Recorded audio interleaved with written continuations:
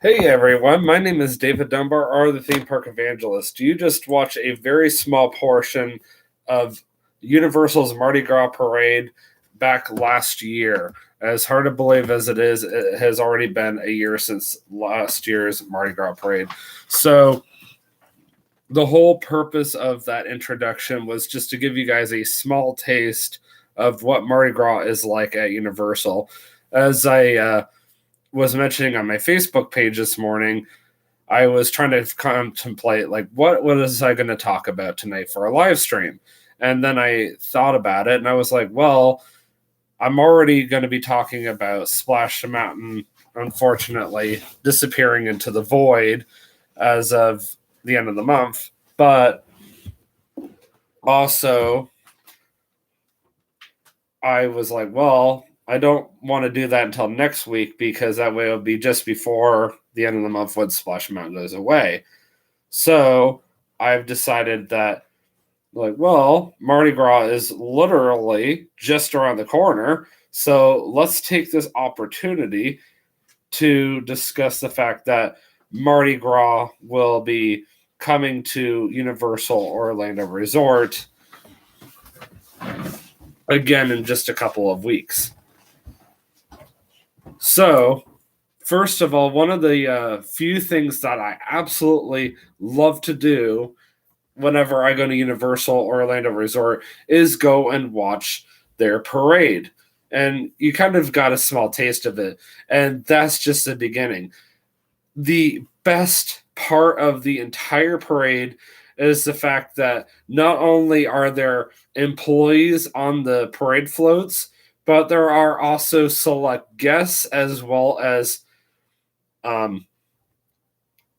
pass holders that are on the parade floats, and they just grab handful of beads and they just toss them out in the crowd, and you get to take those beads home and do whatever you want with them. I literally had so many from one year or just over the years, I didn't even know what to do with them. So something new that Universal has decided to do as of this year, for $65, they offer you a 3-course meal that you can buy on the parade floats. I really don't know which one. I'm assuming it's just select ones. And while you're eating your food, like they literally have like tables of chairs, and you're just eating, and you're just like, I don't know how this is going to work, but I'm curious to hear and see how it's going to work. If I know the Tim Tracker well, he's going to do it. So don't be surprised if at some point I post a video on my Facebook page of the Tim Tracker actually going to do it, because I know somehow he's going to do it. And knowing Universal, they're going to pay him to do it. That way it's free advertising for them. But we'll see what happens. Also, normally every single year, other than back in 2021 because of the pandemic, they have a whole section set up where you can literally just go and buy food and alcohol. They have all kinds of great Cajun food. I've also had a chance to buy some of the food myself. Now, I don't have my phone on me, so I can't exactly show you a picture of the food that I bought. I'm not going to just run off and go get my phone, but oh my word, it was so good. I think I spent like $10 on it. Definitely worth the price. But I posted on my personal Facebook page. Anyway, so,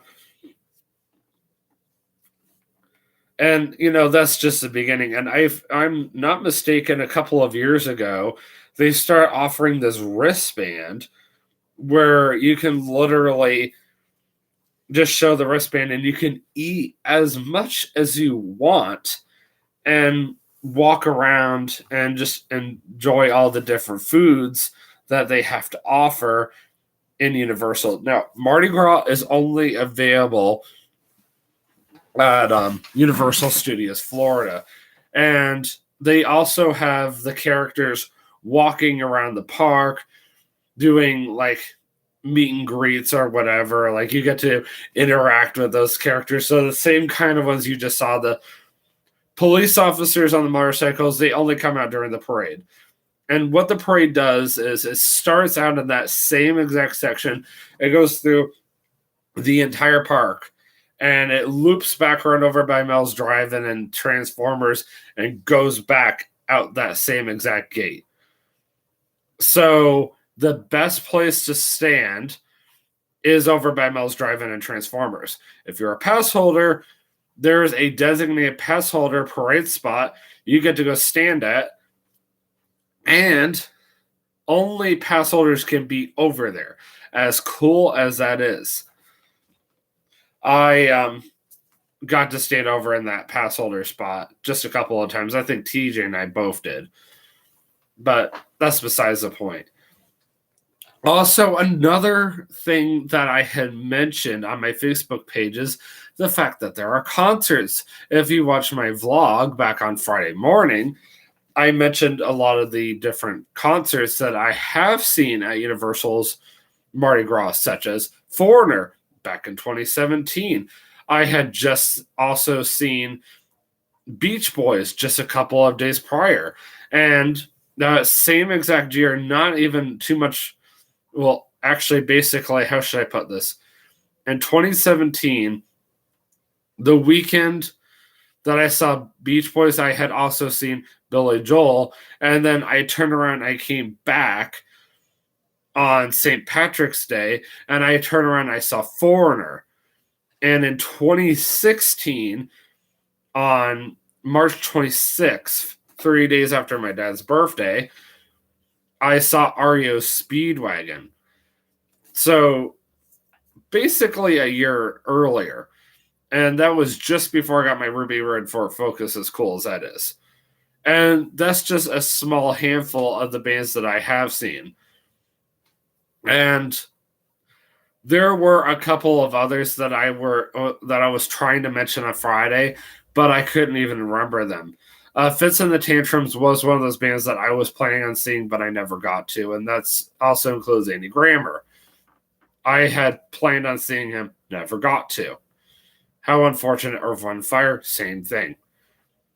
So the day I went and saw Foreigner, it was so dead in the park. By the way, thank you so much for that, like whoever did that. But I'm not too worried about it. I'm just thankful that you did that. But the day that I went and saw Foreigner during Mardi Gras, the park was so dead because of the fact that everybody, I shouldn't say it was dead, but like it felt dead because of the fact that everybody and their brother were in the bars getting drunk. It's St. Patrick's Day. What a shock. I practically walked on the Hollywood Rip Red Rocket quite a few times that day alone. And by the time the concert rolled around, yeah, you had to. There was quite a bit of people there. And something else I had mentioned on my Facebook post earlier was, how do you get a good spot for any of the concerts? This is a great question. So you're probably going to be like, okay, well, it depends on the concert. Like Fall Out Boy is a concert that was playing at Universal's Mardi Gras back in 2017, back in early February. And that was a concert that I had my heart set on going to. Did I expect Universal Studios Florida to hit capacity at 10 in the morning that Saturday? No, I didn't. I didn't find out until a couple of days later when I was on the Disney World Express monorail heading to the Magic Kingdom, and I bumped into a family that was there the same exact day that I was trying to get in for the Fall Out Boy concert. What are the odds of that happening? But anyway, so first and foremost, find out in advance who you want to go see, and how important is it for you to get a front row spot. TJ absolutely loves country music. Even though he and I are no longer friends, I still love him like a brother, and I know him very well, and I know how much he loves his country music. There was one time that TJ really wanted to go see Toby Keith, and this was once again at Universal's Mardi Gras.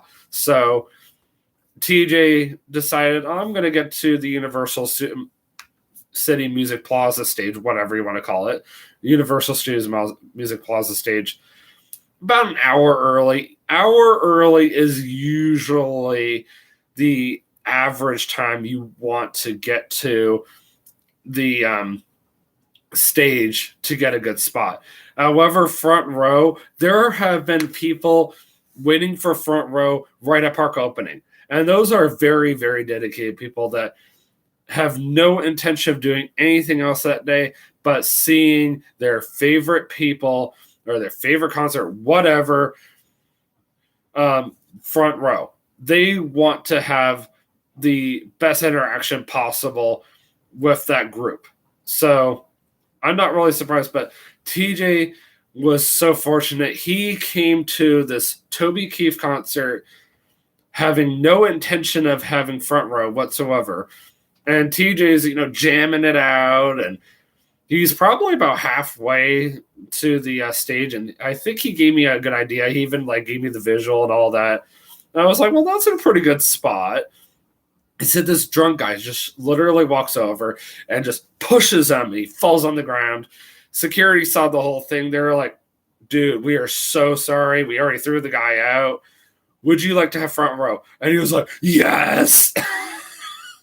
So he straight up got front row just because a drunk guy pushed him over. And Toby Keith literally came over and gave TJ a hug. I thought that was so cool. And to think this was at Universal, those concerts are free. Once you get into the park, the only thing that you have to pay for is the food and beverage, and that's it. Because of the fact that, it's not just your regular food and beverage that costs, it's also your Universal Mardi Gras food and beverage that costs extra too. And the food and beverage at Mardi Gras is absolutely incredible. TJ and I one year were at Mardi Gras, and we decided to share a plate of Cajun food, and it was so good. I absolutely loved it. Now, here's a really cool story that you guys are going to love, and I'm a huge fan of telling stories. So let's start with this one. Let's start with this portion of it. So I had just met this really cool manager at Publix by Legoland, and he was telling me about this really cool YouTuber that he knew, and I have the picture on my personal Facebook as well as my Facebook page. And it was called View of the Cheap Seats. And he was like, "Oh man, dude, you've got to meet these guys." And I think this was like just a week after he told me about these guys. I was at Universal, and I was like, I wonder how I can get on those Mardi Gras parade floats. So I happened to go over to what used to be called A Day in the Park with Barney and Friends. And there was an area where you could literally line up to get on the parade floats for Mardi Gras. And I was like, well, that's cool and that's convenient. So I was probably just on time because the line was already pretty long to begin with. And then I jumped in the line, and not too much later after I jumped in the line, they cut off the line. They were like, that's it. Like after these set of people, we're no longer letting anybody else in. And I was like, wow. And the only reason why I got in is first of all, I was a pass holder and they pretty much only took pass holders, and B, I didn't realize that this was something you had to like reserve ahead of time to be guaranteed. The pass holders basically could show up and be in part of the standby line, but you were not guaranteed to get in. And I thankfully got there just on time. But I'm not even lying. While I was in the line, I literally looked and I was like, there looks something very familiar about that guy. And I got closer and closer, and then I realized it was the main guy from View of the Cheap Seats. And I was like, I didn't even know the guy. I mean, I barely had been watching the YouTube channel.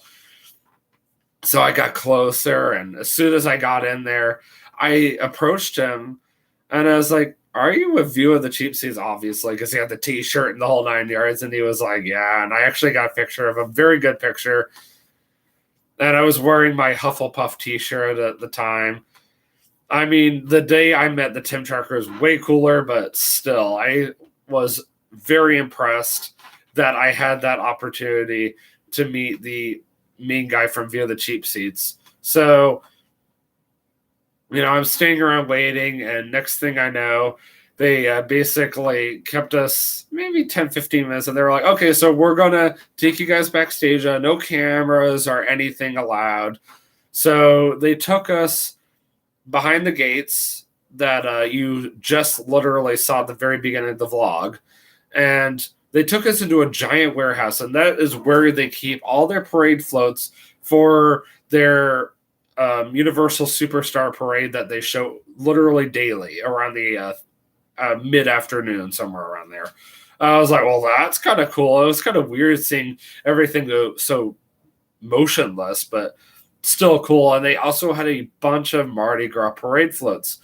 And then they had a bunch of Mardi Gras costumes on this clothes rack. So they made sure they gave me like the proper fitting, and they're like, okay, so we're going to give you this particular costume, and you're going to put it on. And then they found the proper parade float for me. So I got on a parade float, and I found boxes of beads on the floor. I was like, well, that's cool. So eventually everybody was settled in, and we were like, okay, so they got the parade floats lined up right outside the same exact gates. And slowly but surely, we started to venture out the park. So next thing I knew, I was in costume, tossing out beads, and I was in the parade. That's the second time I've actually been in a parade in my life. So the very first time, and I haven't even told Katie this story yet. They used to do this parade called the Arbondale Christmas Parade in Central Florida every year. And my very first one was in 2007. I've only done it maybe twice. So basically, we would get in the back of a truck. It was 2 hours long. And all I had to do was smile and wave, smile and wave. It's like, just smile and wave, boys. Just smile and wave.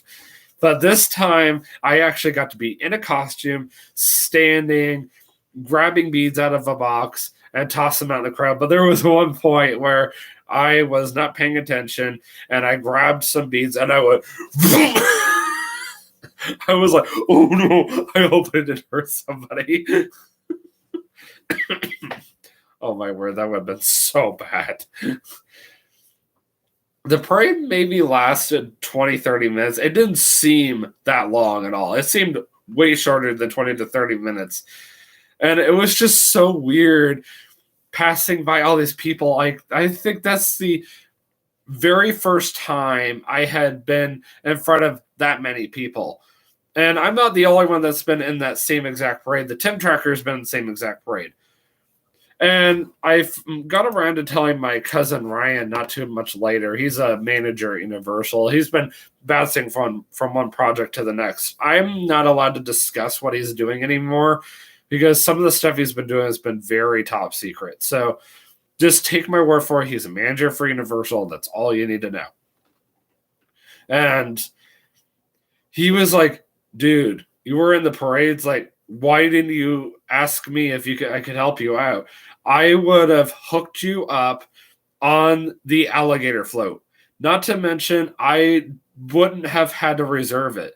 Like, normally, what you do is, as a pass holder, you're supposed to go on their website and you're supposed to go to like the Mardi Gras section and you're supposed to request to reserve a float. Like, you're like trying to bid to be on a float and you're not like guaranteed or anything to be on that float.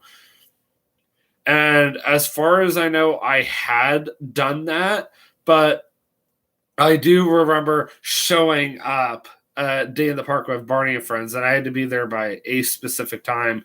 And even then, I was not guaranteed to get on the parade float. But that particular day, I was, and that was like the once in a lifetime kind of opportunity. But trust me, if I ever have the opportunity to go do it again, I will. Trust me. But that was like the coolest thing I have ever done at Universal. And I think that was the same exact night, no lie, that TJ got front row for Toby Keith because TJ and I agreed that we were going to meet over at Mel's Drive-In afterwards to get the Coca-Cola Freestyle Cup activated. Refilled. So I told him about my experience, and then he told me about mine. I had no idea who had the cooler story. I think both of us won that night. There was another time that TJ and I came, and we went and saw Trace Adkins. Both of us went and saw that together. And he was such a character to go to country concerts with because he put on his cowboy hat. He would put on his spurs. I never believed in spurs, but the dude thought it was hilarious to put spurs on his boots. And he would put on his thick leather jeans and he would put his hands in his pockets. And I'm just like, oh my word. And Universal did go through a phase where they were inviting those kind of people to their park to perform. But the ones that I personally like to go to see the most were like the old style, like the 80s music. That was always the ones that I like to see. And as I mentioned, there was only a very small handful that I actually went out of my way to go see at Universal for the concerts. But when you go back to Mardi Gras this year, number one, make sure that you get to the concert of your choosing an hour early at the minimum, because Those concerts fill up so quickly. And because they're free, it's going to get to a point where they're going to have a big sign that says, no more room left, or something to that extent. That's what it was like for Beach Boys, because they were big time pushing the whole fact that John Stamos was there. And I couldn't figure out what was such a big deal about John Stamos being there.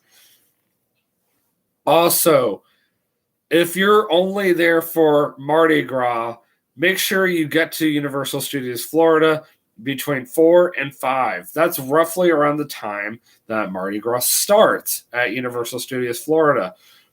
Mardi Gras starts at Universal this year about early mid-February and ends right around early April, just before Easter weekend, because of the fact that they don't want it to coincide with Easter. And also, Mardi Gras usually ends just before Easter because of the fact that, you've got Mardi Gras going on. And for those of you who are not familiar with, let's say, Meyer's tradition, so Meyer basically goes by this standard when it comes to Mardi Gras.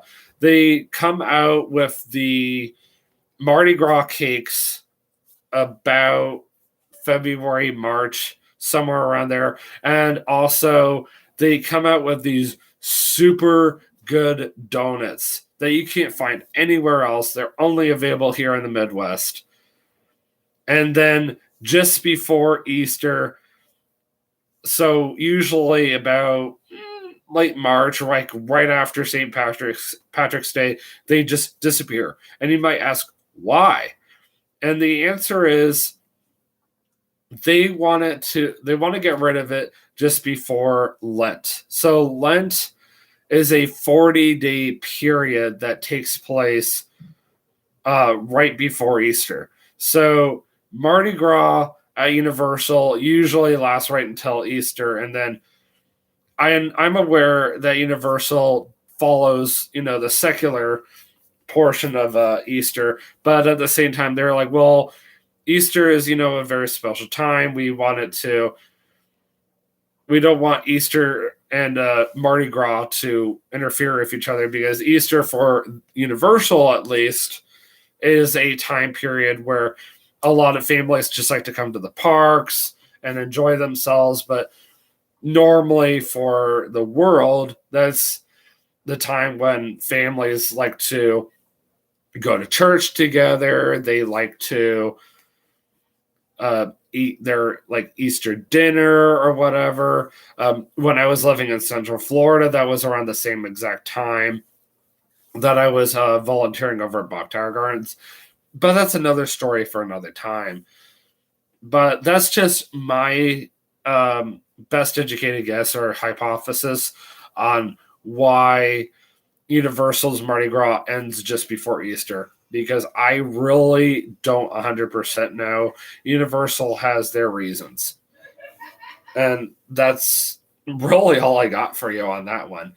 Also, make sure that you get Cajun food while you're there. And if you're in alcohol, try some of their alcohol. They have some really good different types of alcoholic drinks that you can only find during Mardi Gras. And keep this in mind with Mardi Gras at Universal.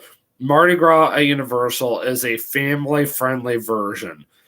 It is nothing like what you find in Mobile, which is, according to my close friend Ayla, where Mardi Gras originated. And then, of course, this is nothing compared to New Orleans, where Mardi Gras is taken very seriously. So, and then, of course, you've got what's supposed to be a family-friendly version of Mardi Gras that takes place every third Saturday of the month in February. And somehow my former high school science teacher's brother got naked during a Mardi Gras parade back in the day. And this takes place in Lake Wales every third Saturday of February every year. And as far as I know, he hasn't done it ever since, but there are only 2 Mardi Gras events that I know of in Central Florida, and that's the one in Lake Wales that lasts an entire weekend now versus it used to be one day. So actually, it's now every third weekend of February. And then, of course, the one that's at Universal that lasts from early February until early April. So you always got to try the Cajun food, and you've always got to try some of their alcoholic drinks. If you're not at Universal for Mardi Gras, get to Universal early, leave before the evening because it's going to get busy. And last but not least, I strongly encourage you to get a good spot for the parade. What time does the parade start, you might ask? I actually have the answer for that without even looking. 8:30 p.m. nightly. The parade is one of those few things that you can actually watch on a daily basis, even during the weekends. And then you might also ask, when are the concerts? Only on the weekends, but specifically on Saturdays. And the concerts usually are right around the same time that the parade is going on. So you have to make up in your mind right then and there, do I want to go to the concert? Do I want to go to the parade? This is one of the advantages of getting to the concert early for those of you who are more into the concerts. A lot of people like to rush over to the concert right after the parade just because it's something to do.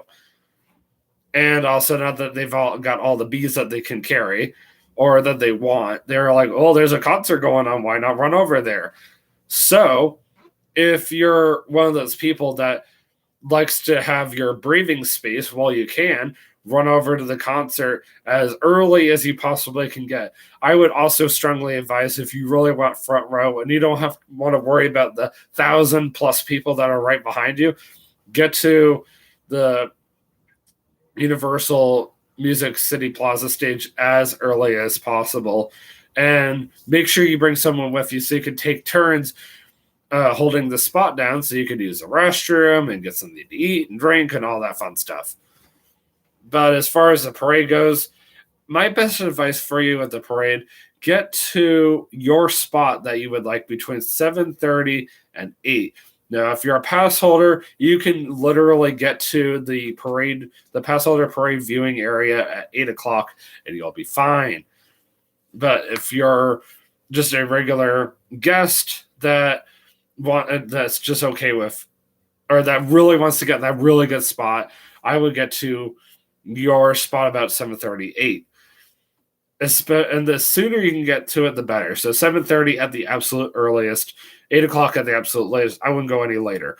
Unless you're one of those people that just wants to just stroll up to a spot. So then you're looking at 8:15, 8:30.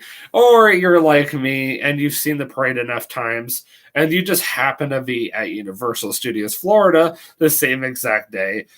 And especially around the same exact time that the parade just happens to be going by, and you're just happen to be on your way to Men in Black. That was me last year, by the way. And then you end up getting stuck watching the parade anyway, and you end up getting a good spot no matter what. Actually, you might be asking, David, where was this? This was over by Mel's Drive-In, believe it or not. And I wasn't even the pass holder spot. I was in a pedestrian crossway trying to get across, but because of the fact that I was blocked where I was because the parade was going by, there was nothing I could do.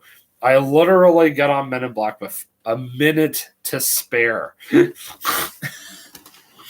But it always feels so weird trying to leave Universal right after the park closes, because you try to use the restroom in the back, and the security is like, not in my house, you ain't. And then you basically have to walk as far or close to the front of the park as possible. They don't care less if you're bursting at the seams and you have to use the restroom that badly. As far as they're concerned, you should have used it before the park closed. They want you out of there as quickly as possible. But Universal is just like that, unfortunately.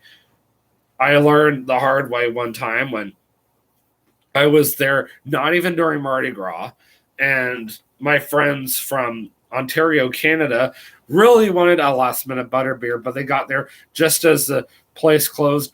I swear I saw them giving them the middle finger while they were closing the bars to the butterbeer stand. And I stood there with my jaw dropped. I'm not saying that they actually gave them the middle finger, but it was the way they said we're closing their way and how they said it and all that. So that's why I'm saying it. But I'm not here to rip down Universal for their attitude because we already know they're not Disney, so it's unfortunate. But hey, here comes the good part. So Universal Mardi Gras is by far one of the best events at Universal. I do have something to warn you.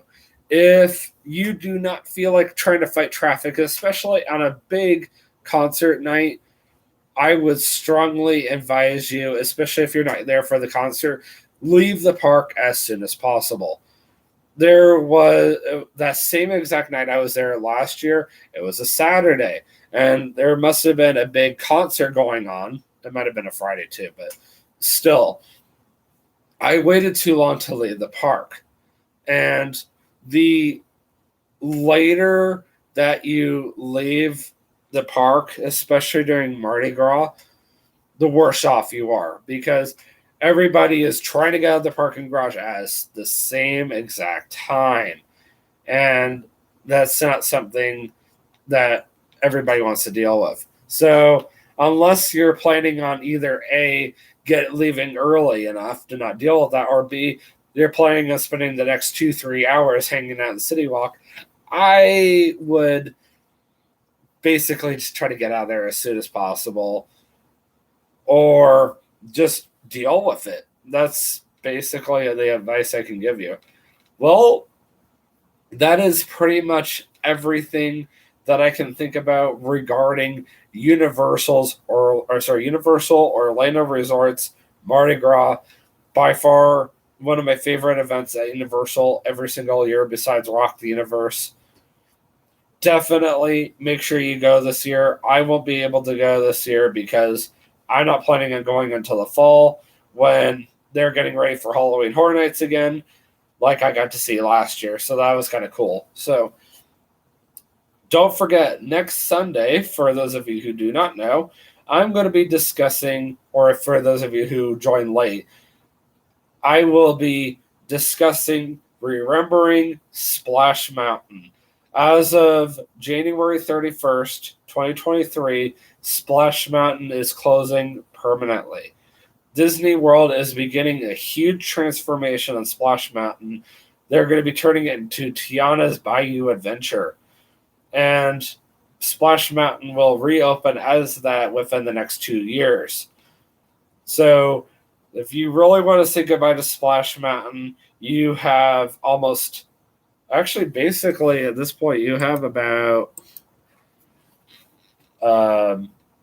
18 days left. So I would get your butt down to Central Florida as soon as possible. Get your Disney World tickets booked within the next 18 days, and make sure you get those park reservations made for Magic Kingdom. Make sure that the Magic Kingdom is available first.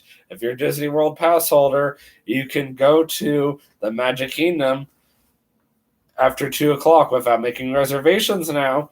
Just make sure that you check that you're trying to go to the Magic Kingdom on a weekend. And you show up at the park and they're like, well, do you have a reservation? You're like, but I don't need a reservation. Yeah, you do on a weekend, unfortunately. That's a work in progress. All right. I will see you guys in the next vlog, which definitely for sure you'll see me next Sunday when I do my next live stream. And just be praying for me right now. Unfortunately, I did get laid off from the Answers in Genesis Distribution Center along with several others. We just finished up with Vacation Bible School orders as of last Thursday afternoon. And as you guys know from my Friday vlog on Friday morning, that is. And by the way, I've been off for 3 days, and the whole weekend just went by so fast. I took the day off as a sick day to rest and recover, and now after being off for 3 days, I am 100% ready to go back to work. And now you're probably wondering, well, David, what are you going to go do? What are you going to do for work? Good news. I'm going to be helping out housekeeping at the Creation Museum tomorrow morning and Tuesday morning. Still trying to figure out what I'm going to do Wednesday through Sunday or Wednesday through Saturday. It's a work in progress, but it's better than nothing right now. And I get to do some deep cleaning, detail cleaning. I'm excited. I'm looking forward to it. But that's about all I have for now. I will more than likely do another vlog come either Wednesday or Thursday. I'm going to go with Wednesday or Thursday at the moment, but we will see because it really just depends on what Katie wants to do with me. Katie is working tomorrow. She's off Tuesday, Wednesday, and then most of Thursday. And then I know she goes back to work Friday and Saturday. And I'm trying to decide what I want to do for Saturday's vlog. I was thinking about going over the Creation Museum this time and seeing how the winter has affected the Creation Museum's business. Now that I've already done the Ark, I've already gone to Kentucky Horse Park, and with the cutback hours until I can get full-time hours again, I really don't want to drive back out to the Kentucky Horse Park just to do a full vlog of it. And with them only being open Wednesday through Saturday, 10 to 4, it makes it very challenging to drive all the way out there when it's so ridiculously far away. So I'll get out there eventually again. And I don't usually go out there without Katie anyway. All right, I really need to stop talking now. I got to go finish up my laundry anyway. I'll see you guys in the next vlog.